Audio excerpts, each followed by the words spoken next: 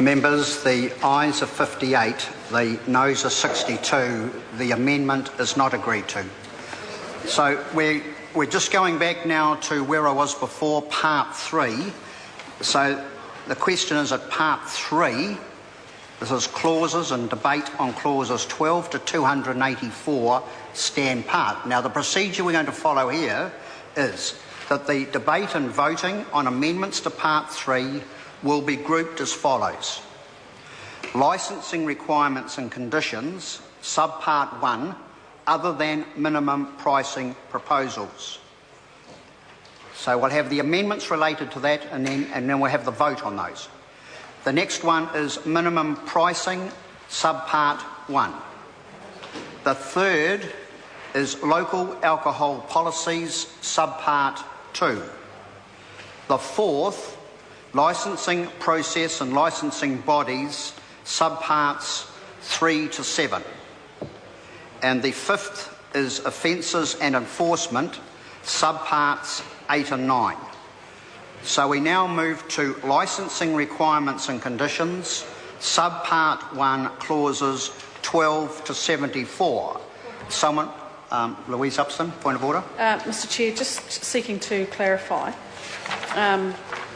I understood that all of the votes for this part would be taken in one go, so it will be debated as one part. Let's debate in one part, isn't it?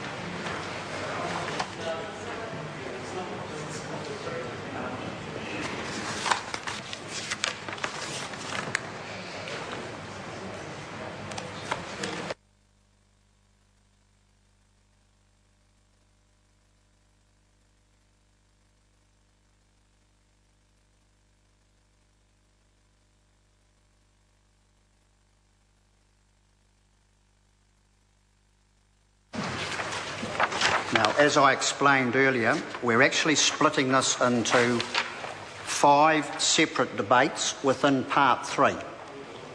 So we're going to deal with those topics that I mentioned. Once we've completed that, the amendments in that, under those headings will be put, the questions will be put, and we will deal with those, and then we will move on to the next provision. All right. So, sorry, does a member wish to say something? All right. Are we all comfortable with that, Charles Chauvel? Your indulgence, would you?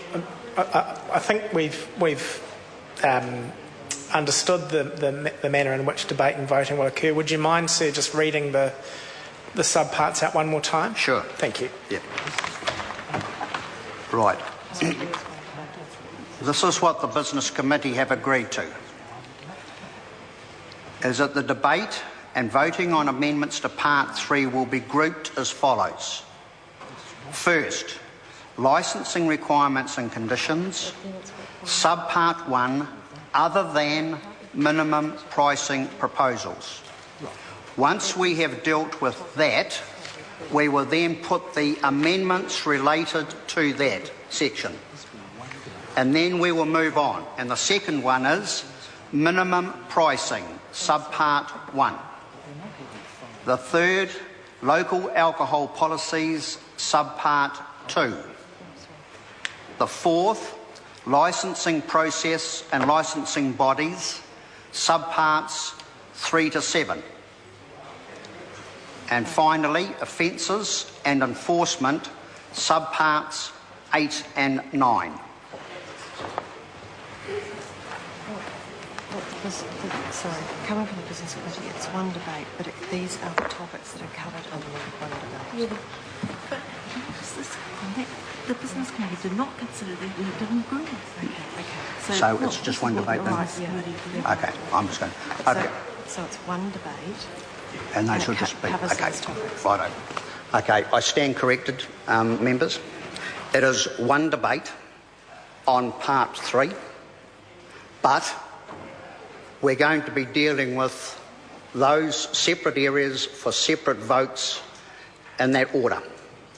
All right? So it's a debate on Part 3, on the whole of Part 3. So the question is... Sorry, point of order. Chair. The Honourable Ian Gilson. And the reason I just want to have some clarity around this is because my understanding is that we were going to group them into these different areas for the purposes of the debate and the voting. So I didn't think that it was going to be separated off. And the reason that I mentioned this is because, and I do have an interest in it, because the SOP that's in my name is on minimum pricing, which ends up being one of these 5 different areas of debate. But my amendment would be in Part 6 otherwise, except that it's been brought into this part, which if it was... If that was then to be part of just a single debate for the whole of Part 3, then I would be restricted to 4 calls, when I would have had 4 calls on my SOP had it been dealt with in its own part. It's been brought out of Part 6 and brought forward in order to group it with another one for the purposes of debate. Now, no one would have agreed to give up debating time on an important issue in order to move something. I mean, for the ease of the House, I think we've all been agreeable to having the different votes, but I never understood that that would actually mean that there would be a restriction to 4 votes over the 5 very separate debates that we've agreed to have. Otherwise, we would never have agreed to have my SOP brought forward into the largest part of the bill and removed from Part 6, where it properly sits.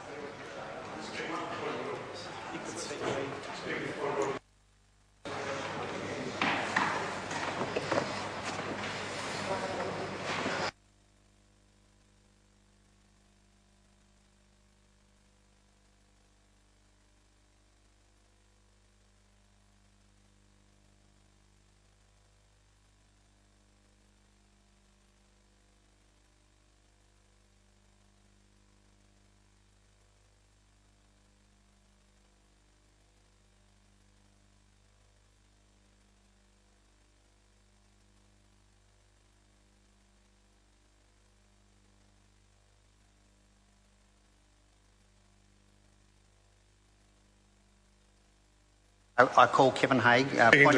Speaking to the point of order, Mr Chair, I want to support the point of order raised by my colleague Leanne Dalziel.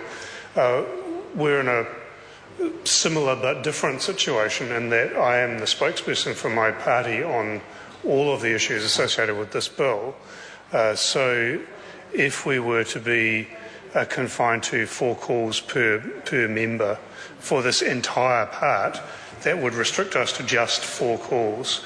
And the span of this part is much greater than 4 calls would suffice for. And I know that other parties, perhaps New Zealand First, would be in a similar position. Well, at the moment, what the Business Committee is deciding is that there is one debate, all those topics are one debate. They can also leave to go beyond that, can't they? More than the 4 calls.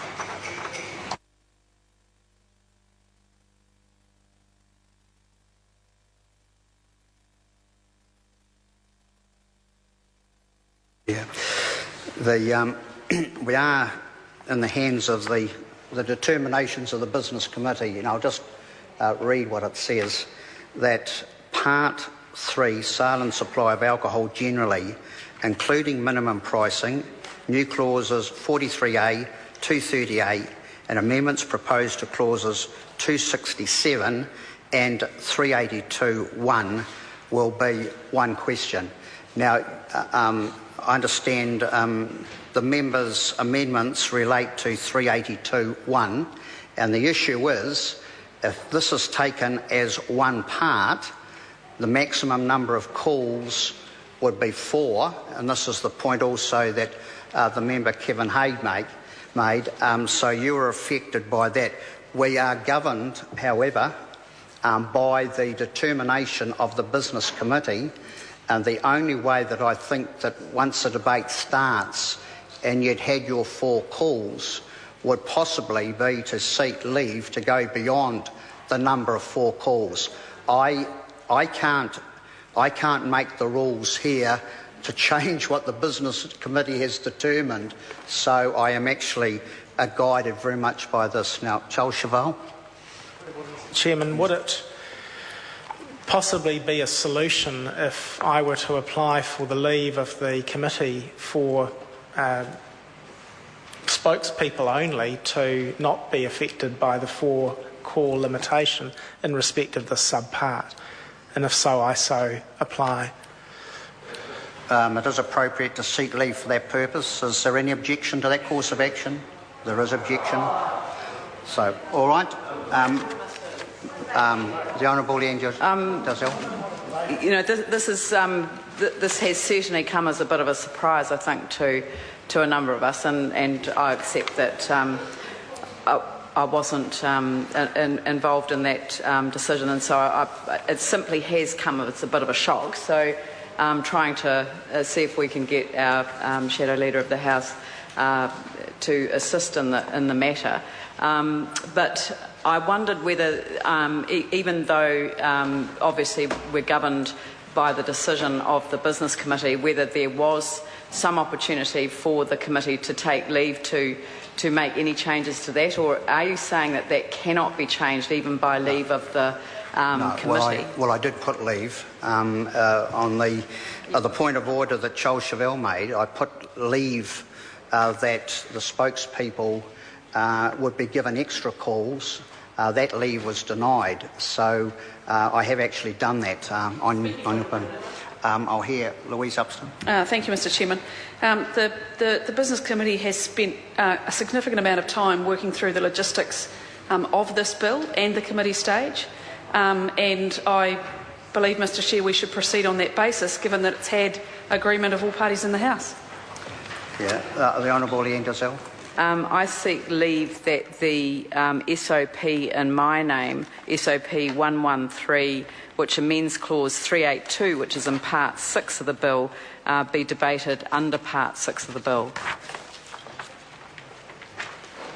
Leave is sought for that purpose. Is there any objection? Yes, there is objection. Members, we move then to debate on part 3. Does some honourable member wish to take the call? Well, if no member wants to take the call, I'll put the question. I'll call Kevin Haig. Thank you, Mr. Chair.